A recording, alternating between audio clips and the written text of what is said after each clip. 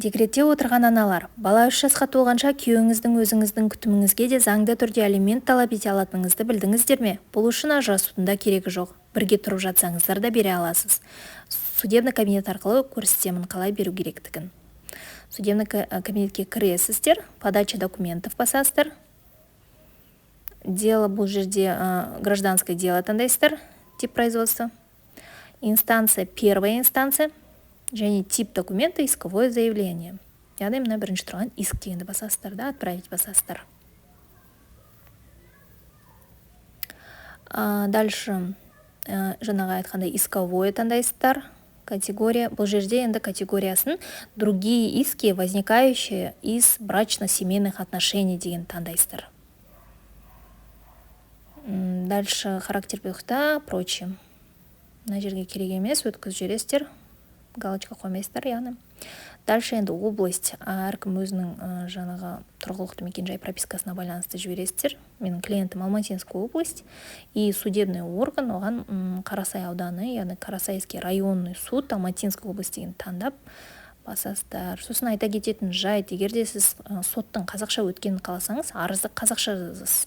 Егер орысша өткенін қаласаңыз, арызды орысша толтырасыз. Соған байланысты сот болады, қай тілде болатын білгіңіз келсе. Дальше мына жерде мұны толтыру білесіздер, яғни біріншісіне естес, екіншісіне ответчик данныйларын толтырып жібересіз дальше. Дальше енді бізде алимент, аналар алиментке госпошлина төлемейді. Сондықтан КБК-ны таңдамайсыз, и мына жерде не оплачивать деп галочка қоясыз мына жерге.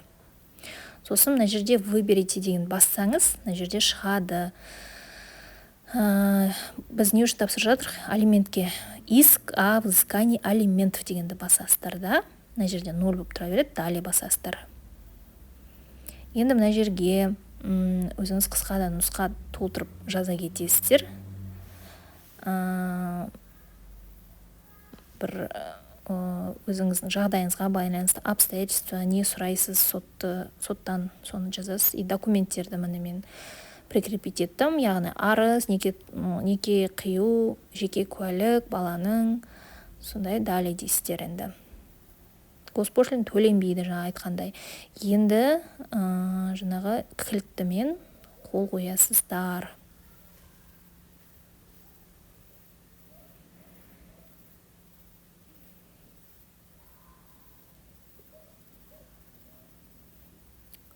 Бұл заң білмейтіндерге, бұл заң бізде 2011 жылдан бері бар, бірақ көбісі біле бермейді.